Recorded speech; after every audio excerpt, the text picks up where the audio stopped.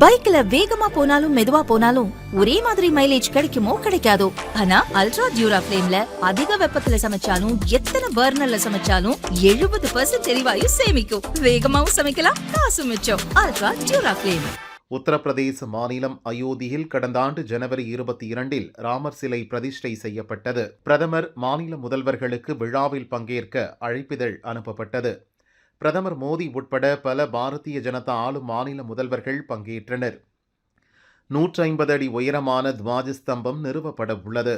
November 25 இது ஒரு பெரும் விழாவாக கொண்டாடப்பட உள்ளது. இந்த மாபெரும் நிகழ்ச்சியில் பிரதமர் மோடி பங்கேற்கிறார்.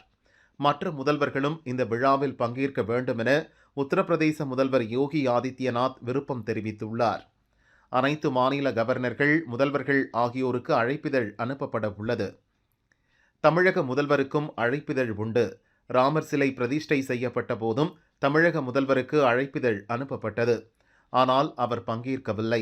தமிழக சட்டசபை தேர்தல் இன்னும் 5 மாதங்களில் நடைபெறவுள்ள நிலையில் முதல்வர் ஸ்டாலின் அயோத்தி செல்வாரா என்கிற சந்தேகம் எழுந்துள்ளது. ஏற்கனவே இந்து மத விரோதி கட்சி திமுக என பாரதிய ஜனதாவினர் பிரச்சாரம் செய்து வருகின்றனர். நடிகர் விஜயின் தமிழக வெற்றிக் கழகத்திற்கு சிறுபான்மையினர் அதிக அளவில் ஓட்டளிப்பர் என சொல்லப்படுகிறது.